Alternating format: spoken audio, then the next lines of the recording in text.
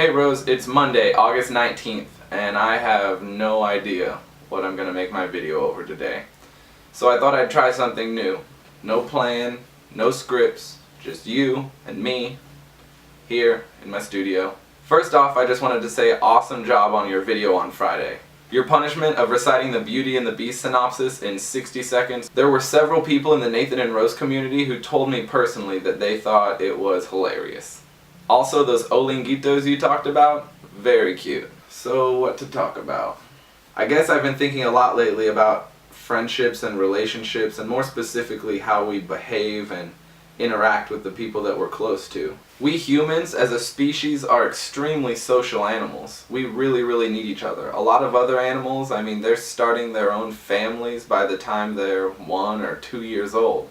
But we're just not like that. When we're born, we are so underdeveloped that we really require our parents and our community, our group, our society, we really require them to help raise us for almost 2 decades, really.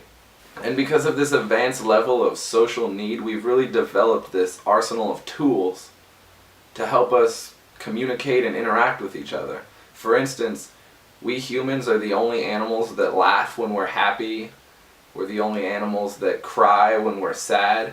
And this isn't a mistake. These are tools that we've evolved with and developed to really use in society and to help us benefit from each other. As we evolved and became more intelligent, we became more capable of analyzing our own emotions and therefore being able to relate to others and their emotions. When the people around you can really see and understand your emotions and what you're going through, they inherently feel closer to you. It's like a kind of bonding.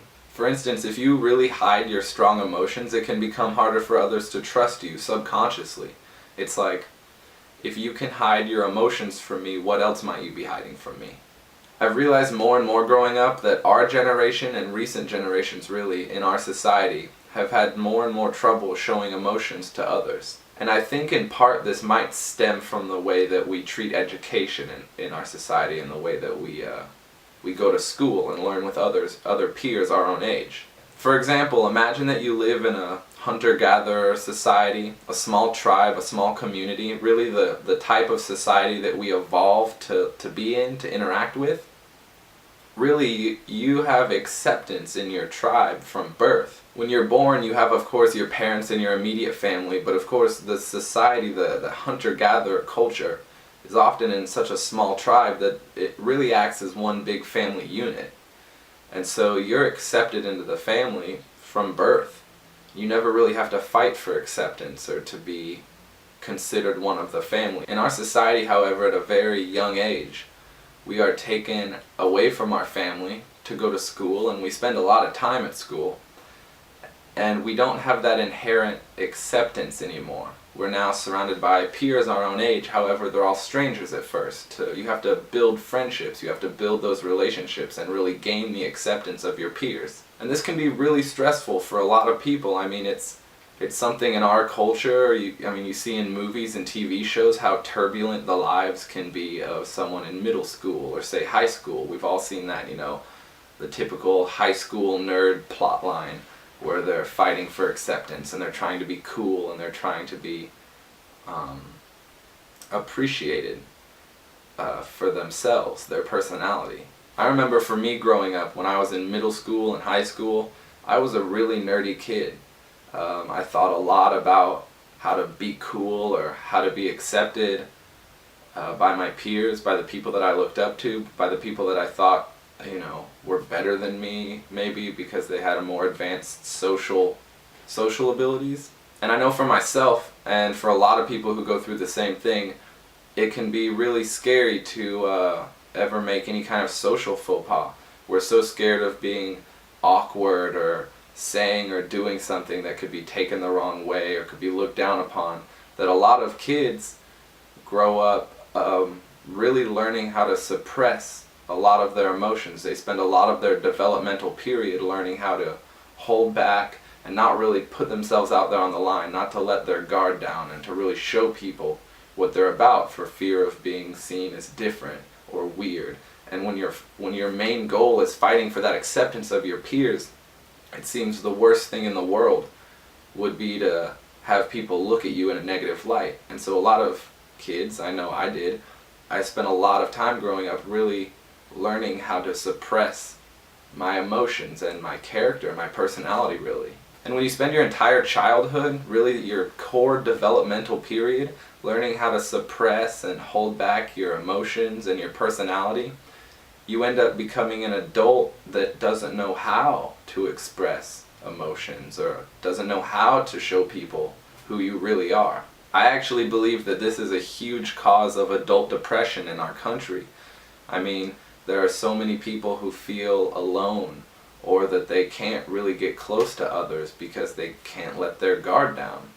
And they always have that barrier there that's keeping them from really getting close with people that they care about or that they would like to be close to.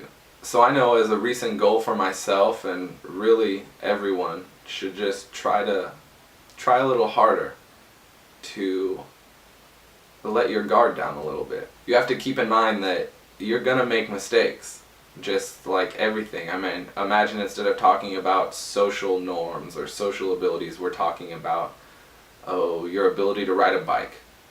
The first time you get on a bike, you're gonna fall over, and you're gonna fall over for a while. And eventually you're going to fall over less and less, and you're going to figure out what you're doing, and then you're not going to fall over anymore. It's learning social abilities is just like learning anything else. You just have to kind of dive into it. There's going to be awkward moments. You're probably going to say and do things that people are going to give you a weird look at or comment on or think you're a little weird. But it's that openness, that ability to let yourself kind of come out and show people what you're really like. And two things are going to happen. First, like I said earlier, people are going to feel closer to you. They're going to feel like they can trust you more. Even if it's a time where you do something weird and maybe they're like, well, that was weird, at least they're seeing part of your personality. Because if you never let your guard down and you never show your personality, you're always going to be kind of this mysterious outsider. And sure, that can have some appeal for a lot of people, but when it comes to forming bonds and close relationships, being an outsider is not always going to help you.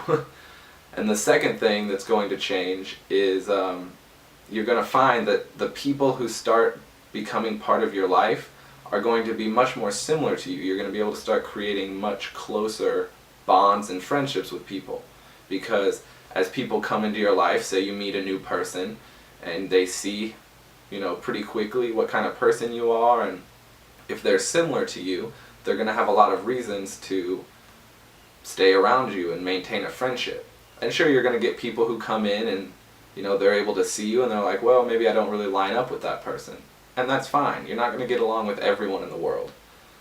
But those people will kind of come and go, and what you'll find over time is the people who you really get along with, who you really have a connection with, they're going to find you and they're going to stay in your life. And before you know it, you're going to be surrounded by people who are just like you, who love you, who care about you, and want to help you and support you and be there for you. And that's an amazing feeling. It's a really, really good thing to have. So I guess go out there and be yourself. Be weird. Tell people about your interests and tell people about the things that you like and that you don't like. Get in arguments with your friends. If they stick around, then they're truly your friends. I mean, some of the closest friends that I have in my life, if I just think about the people in my life who I'm very, very close with, we've yelled at each other. We've cried together. We've laughed together. We've gotten in fights. We've helped each other out through hard times. I've got lots of people in my life who I get along with, who I'm friendly with, who we can interact with really easily, but I don't necessarily consider them one of my close friends. They're not a close relationship. Because sure, we've seen each other at a very acceptable, normalized level, but it's not until I can really see someone, I don't know, that sounds kind of bad or morbid, but it's not really until I see someone at their worst, like furiously angry about something or really, really sad about something, that I really feel like I can connect to them, because I've felt that anger, I've felt that sadness, and when I see it on you, it's very bonding. It's very It gives you a very strong sense of togetherness with someone. It's almost humbling in a sense. We spend so much time thinking about how we're an individual. It's us and everyone else. And when you see someone displaying these emotions or these character traits that you have felt before, it just reminds you how similar we really all are. We all feel the same things, and we all have the same, urges and desires and wants. So I guess that's all I really wanted to talk about. So, go out there, be yourself, make new friends, and show them who you are. Be weird. Show them your goofy side. Talk about the things that interest you or the things that you hate. Talk about the things you wish were different about yourself, and maybe how they could help you achieve that, and how you could help them achieve their goals and dreams. Because when it comes down to it, that's what relationships are for. Helping each other get through this crazy thing that we call life, that no one really knows how to do or how to get through. We really just rely on each other to help us get through it. And it's that togetherness, that humanity, that makes us a pretty special species of animals. So Rose, I will see you on Wednesday.